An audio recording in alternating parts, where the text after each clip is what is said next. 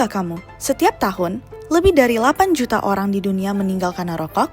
Di Indonesia sendiri, lebih dari 30% orang dewasa adalah perokok aktif, dengan jumlah laki-laki perokok termasuk yang tertinggi di dunia. Rokok adalah faktor risiko terbesar untuk penyakit mematikan, seperti stroke, serangan jantung, dan kanker. Padahal, rokok sebenarnya adalah penyebab utama kematian yang bisa dicegah. Satu batang rokok saja mengandung lebih dari 7.000 bahan kimia. Dari jumlah itu, 250 bahan kimia tersebut terbukti berbahaya dan sekitar 70 di antaranya bisa menyebabkan kanker.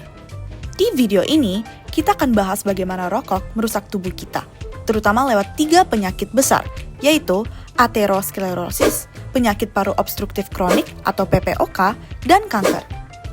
Ketika asap rokok masuk ke paru-paru, ribuan zat kimia termasuk nikotin langsung diserap ke dalam aliran darah.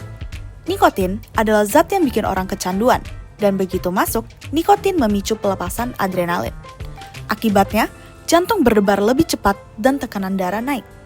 Di saat yang sama, ada karbon monoksida, gas beracun dari asap rokok yang menempel pada hemoglobin di darah. Hemoglobin ini seharusnya bawa oksigen ke seluruh tubuh, tapi malah digantikan karbon monoksida. Akhirnya tubuh kekurangan oksigen dan jantung harus bekerja lebih keras untuk mencukupinya. Selain itu ada tar, zat lengket dari rokok yang menempel di paru-paru dan dinding pembuluh darah. Tar dan bahan kimia lain merusak lapisan endotel, yaitu lapisan pelindung paling dalam di pembuluh darah manusia. Kalau endotel rusak, dinding pembuluh darah jadi kasar dan mudah ditempeli kolesterol. Dan dari sinilah penyakit pertama kita mulai, yaitu aterosklerosis. Aterosklerosis adalah pengerasan dan penyempitan pembuluh darah akibat penumpukan plak lemak.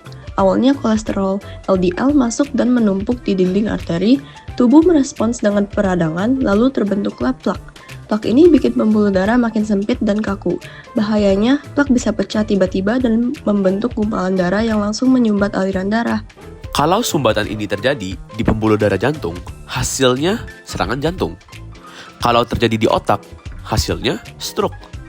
Studi menunjukkan perokok punya resiko 2-4 kali lipat lebih tinggi mengalami penyakit jantung koroner dibandingkan orang yang tidak merokok. Penyakit kedua yang akan kita bahas adalah penyakit paru obstruktif kronik atau PPOK.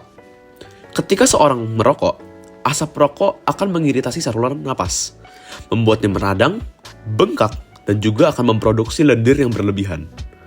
Lama-kelamaan, saluran udara jadi menyempit, udara sulit keluar masuk, dan timbullah PPOK.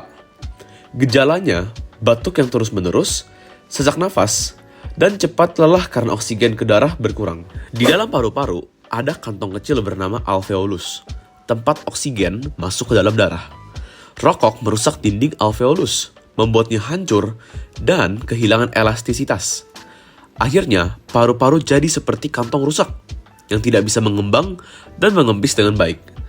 Ditambah lagi, dengan lendir yang kental dan peradangan kronis, udara terjebak di paru-paru. Orang dengan PPOK sering merasa seperti sedang tercekik, walaupun hanya duduk atau berjalan dengan pelan.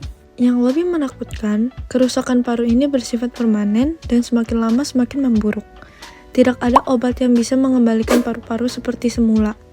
Jika sudah sampai tahap berat, penderita membutuhkan tabung oksigen hanya untuk bernafas.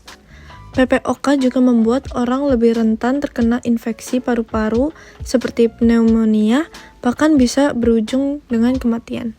Kerusakan paru-paru ini tidak berhenti di situ. Zat kimia yang ada di dalam rokok, terutama tar dan radikal bebas, juga dapat merusak DNA dan sel-sel yang berada di paru-paru. Seiring berjalannya waktu, sel yang rusak berubah menjadi ganas dan berkembang tanpa kontrol. Dari sinilah kanker paru-paru terbentuk. Inilah kenapa sebagian besar kasus kanker paru-paru di dunia disebabkan langsung oleh kebiasaan merokok. Lebih parahnya lagi, rokok bukan hanya memicu kanker paru.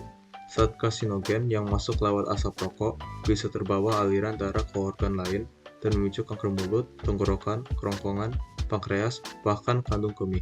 Jadi resiko kanker dari rokok tidak hanya terbatas pada paru-paru, tapi bisa menyerang banyak bagian tubuh. Itulah mengapa berhenti merokok bukan hanya soal menghindari penyakit, tapi juga soal memberi tubuh kesempatan untuk pulih. Begitu rokok dihentikan, fungsi paru dan jantung perlahan membaik. Resiko kanker menurun dan kualitas hidup meningkat. Tubuh sebenarnya punya kemampuan luar biasa untuk memperbaiki dirinya, asalkan tidak terus dirusak oleh asap rokok. Jadi, langkah terbaik yang bisa dilakukan mulai sekarang adalah stop merokok, sayangi jantungmu.